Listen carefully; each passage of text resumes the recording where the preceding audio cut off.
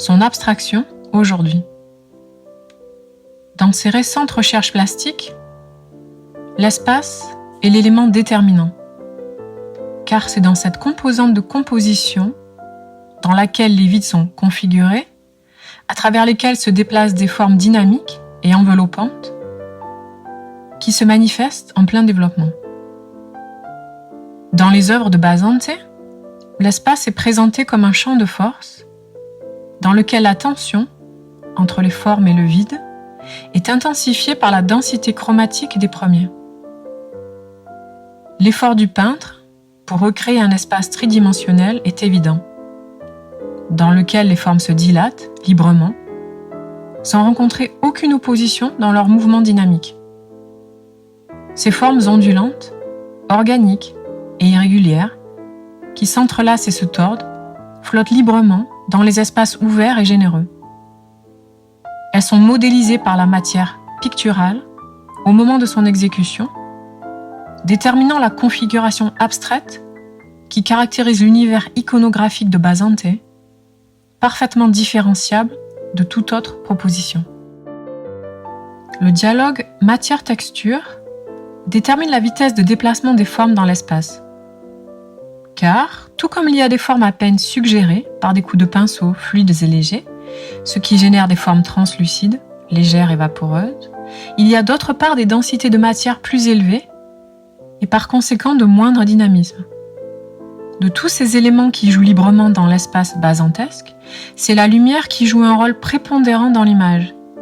Lorsqu'elle se décompose en centaines de reflets, la lumière favorise l'aspect courbe et convexe des formes. De même, elle crée des ambiances différentes, uniques dans chaque œuvre du maître, et qui sont le résultat des effets chromatiques légers qui façonnent doucement le matériau lors de son application.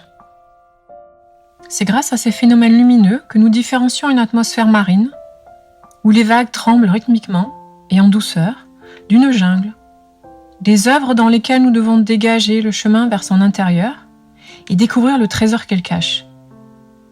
La lumière filtre, à travers les cavités que le peintre distribue de manière équilibrée. C'est à travers ces passages que la lumière, diaphane, claire et primordiale, naît. Dans tous les cas, c'est une lumière crépusculaire, intime, enveloppante, on pourrait presque dire mystique. Par l'expressionnisme chromatique intense, Basante confère une solidité volumétrique à ses formes, en utilisant tout d'abord des lignes courbes, généreuses, qui établissent des jeux visuels étroits avec la couleur. Parfois, le maître choisit de partir d'une palette atténuée et harmonique, qui favorise les transitions graduelles et subtiles.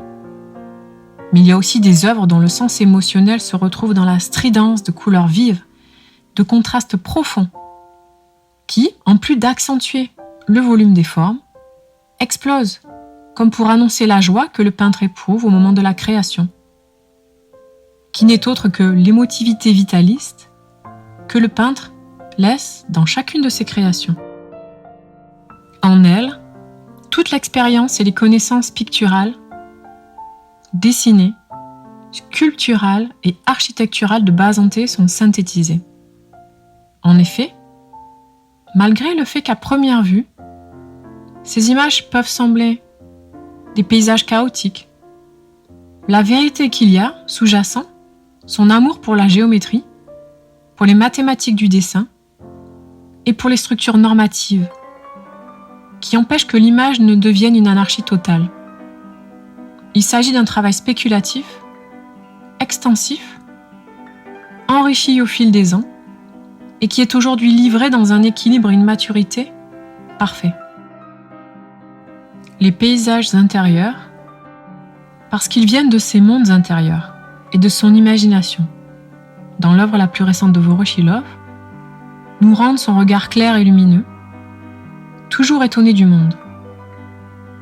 Et en tant que communicateur, le peintre n'hésite pas à mettre en valeur cette qualité de ses œuvres en intégrant la graphie, presque les mots, le dernier code partagé et la référence conceptuelle entre le spectateur et son œuvre.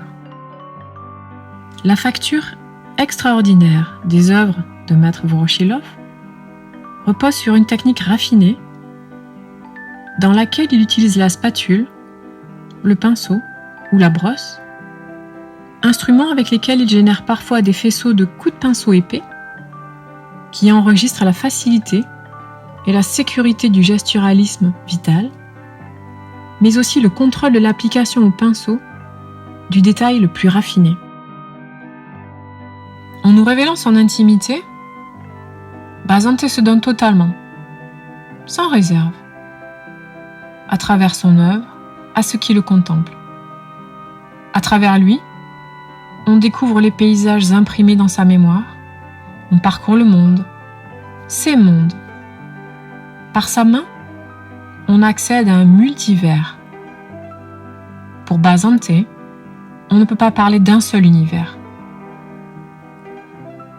Multivers peuplé d'espaces infinis, ouverts à des époques et à des présences inédites.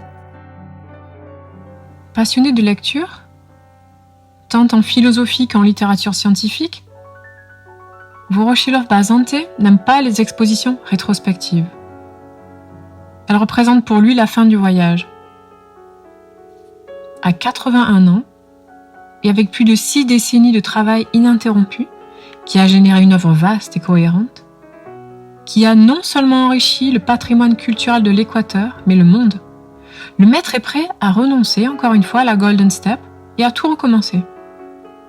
Il le fera, sans aucun doute, avec une passion renouvelée, celle qui ne peut venir que de la liberté de créer.